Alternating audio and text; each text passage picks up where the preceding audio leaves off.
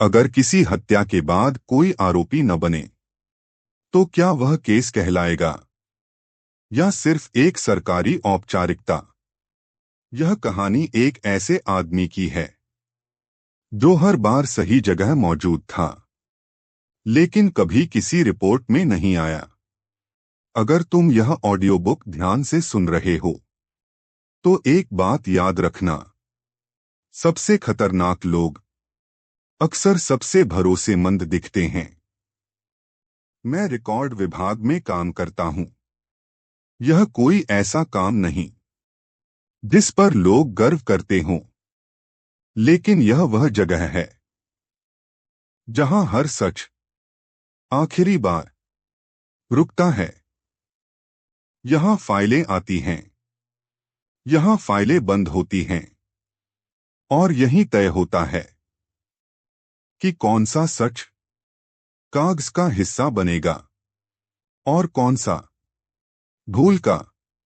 उस दिन भी मैं वही कर रहा था जो मुझे करना आता है, पुराने केस डिजिटल सिस्टम में डाल रहा था। एक हत्या की फाइल मेरे सामने थी जिस पर लिखा था फर्दर एक्शन नॉट रिक्वायर्ड। ना आरोपी, ना मुकदमा, ना जांच आगे बढ़ाने की जरूरत। मृतक का नाम था अनिरुद्ध मल्होत्रा, उम्र 42 साल, पेशा सरकारी कॉन्ट्रैक्टर। लाश उसके घर में मिली थी, दरवाजा अंदर से बंद, कोई तोड़फोड़ नहीं। पोस्टमार्टम रिपोर्ट में मौत की वजह थी हार्ट फेल्योर। एक साफ, साधारण, बेहद सुविधाजनक मौत। इतनी सुविधाजनक कि कोई सवाल उठ ही न सके। लेकिन एक चीज मेरी निगाह में आ गई। मौत से पहले अनिरुद्ध ने 3 कॉल किए थे, तीनों एक ही नंबर पर। रिकॉर्ड में नाम नहीं था, सिर्फ डेजिग्नेशन लिखा था, एडमिनिस्ट्रेटिव लिएजॉन। यह डेजिग्नेशन कई विभागों में होता है।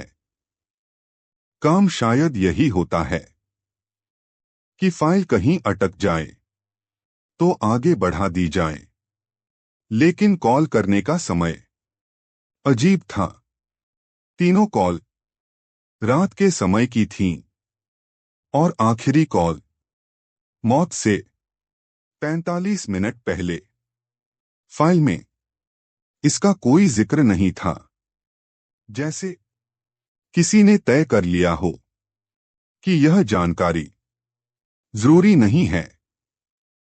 मेरे अनुभव में गलतियां 2 तरह की होती हैं।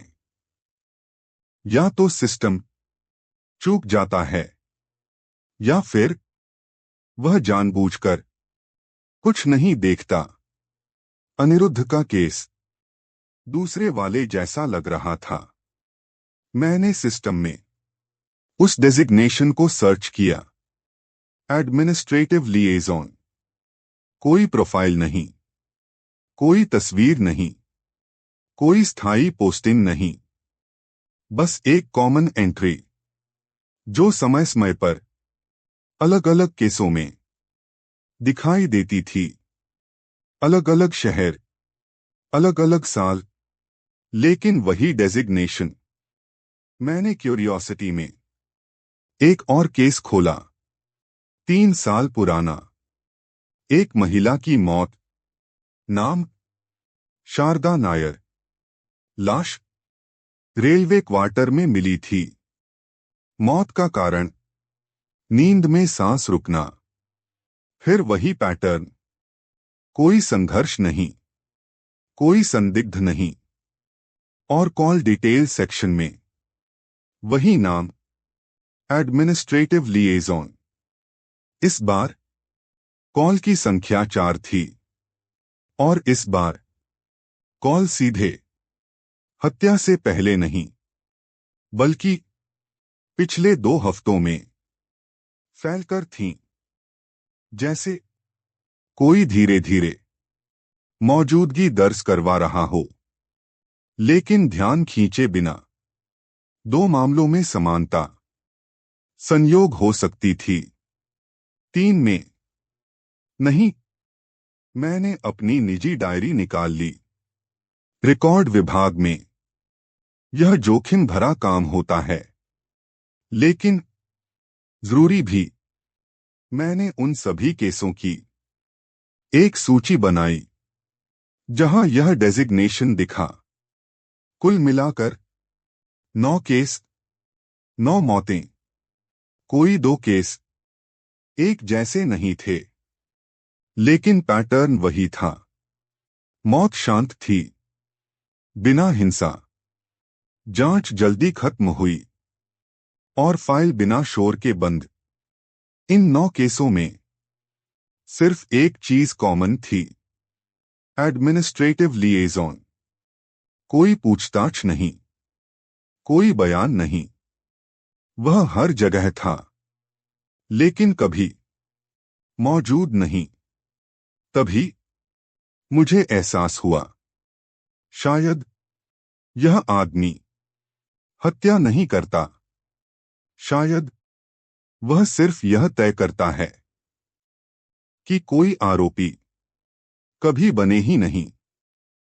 मैंने उन 9 केसों की फाइलें अपने सामने फैला दी। मेज छोटी थी, लेकिन डर फैलने में ज्यादा जगह नहीं लगती। हर केस में एक बात समान थी, जांच हमेशा एक ही बिंदु पर रुक जाती थी। पोस्टमार्टम के बाद उसके आगे कोई पूछताछ नहीं, कोई पुनः परीक्षण नहीं, कोई दूसरा एंगल नहीं। जैसे सिस्टम को पहले से पता हो कि सवाल कहां खत्म करने हैं। मैंने ध्यान से अधिकारियों के नाम देखे। जांच अधिकारी अलग थे, डॉक्टर अलग, थाना अलग, लेकिन हर रिपोर्ट को आखिरी मंजूरी एक ही स्तर से मिली थी। वही स्तर जहां एडमिनिस्ट्रेटिव लिएजॉन काम करता था, सीधे हाथ गंदे किए बिना, सिर्फ कागजों को छूकर। मुझे पहली बार लगा कि यह आदमी हत्या नहीं करता, वह यह तय करता है कि हत्या कभी साबित न हो।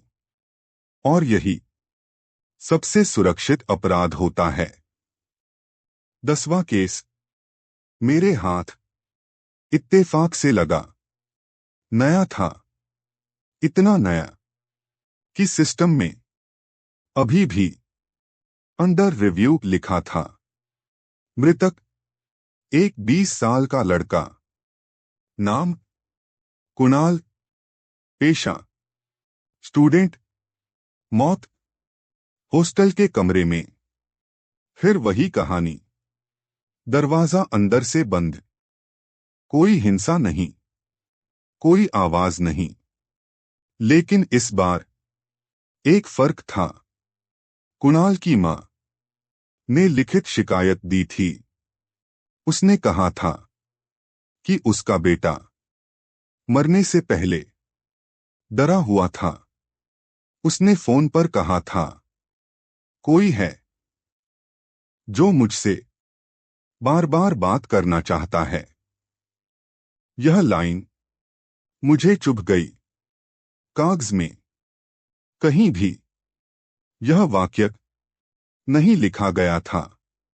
बस नीचे एक छोटा सा नोट था, स्टेटमेंट डीम्ड इमोशनली अनरिलायबल। और उस लाइन के नीचे एक फैमिलियर डेजिग्नेशन, एडमिनिस्ट्रेटिव लिएजॉन। मैंने पहली बार उस आदमी को देखने का फैसला किया। नाम मेरे पास नहीं था, लेकिन जगह पता थी।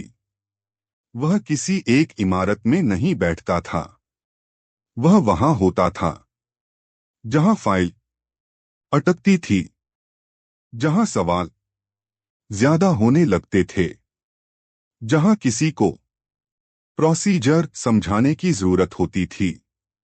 3 दिन बाद मैंने उसे देखा, न कॉरिडोर में खड़ा, न कमरे के अंदर, बस वहीं जहां लोग रुकते हैं। उसकी उम्र अनुमान लगाना मुश्किल था। चेहरे पर कोई विशेष पहचान नहीं। ऐसा चेहरा जो याद ही न रहे। वह बात कम करता था और सुनता ज्यादा। जब भी कोई अधिकारी असहज सवाल पूछता, वह बस एक वाक्य बोलता, प्रोसीजर क्लियर है, और मामला वहीं शांत हो जाता। मुझे समझ आ गया कि उसकी ताकत उसकी आवाज नहीं, उसकी स्वीकृति थी। वह यह तय करता था कि कौन सा सवाल वाजिब है और कौन सा नहीं। मैंने गलती की, मैं समझ गया था, लेकिन फिर भी मैंने उसे सीधे सवाल किया। मैंने कहा, आप हर उस केस में क्यों होते हैं जहां आरोपी नहीं बनता? उसने मेरी तरफ देखा। पहली बार उसके चेहरे पर न घबराहट थी, न गुस्सा। वह मुस्कराया नहीं, बस बोला, आपका काम रिकॉर्ड रखना है, कंट्रोल नहीं। उसके बाद उसी दिन मुझे ट्रांसफर ऑर्डर मिल गया। बिना कारण, बिना चर्चा, बिना चेतावनी। नई जगह पुरानी से अलग नहीं थी, बस फाइलें और ज्यादा थीं, और मेरी पहचान। और कम 1 हफ्ते बाद मुझे खबर मिली, कुणाल का केस क्लोज्ड कर दिया गया था। कारण वही, नेचुरल कॉजेस। मां की शिकायत रिकॉर्ड से हटा दी गई थी, और वही डेजिग्नेशन एक बार फिर अप्रूवल के नीचे था। अब मुझे पूरा सच दिख रहा था। वह आदमी लोगों को मारता नहीं था, वह उन्हें सिस्टमैटिकली अकेला करता था। इतना अकेला कि उनकी मौत पर कोई सवाल न उठे, और जब मौत आए तो सिस्टम तैयार मिले। उस रात मैं देर तक सो नहीं पाया, क्योंकि एक सवाल बार बार लौट कर आता रहा। अगर कोई आदमी हत्या ना करे, लेकिन यह तय करे कि हत्या कभी साबित ही न हो, तो क्या वह कातिल कहलाएगा, या वह बस सिस्टम की एक जरूरी सुविधा है? इस केस को आधिकारिक तौर पर बंद कर दिया गया। कोई आरोपी नहीं, कोई मुकदमा नहीं। लेकिन सच यह है कि कुछ केस कभी बंद नहीं होते। उन्हें बस अगली अलमारी में रख दिया जाता है।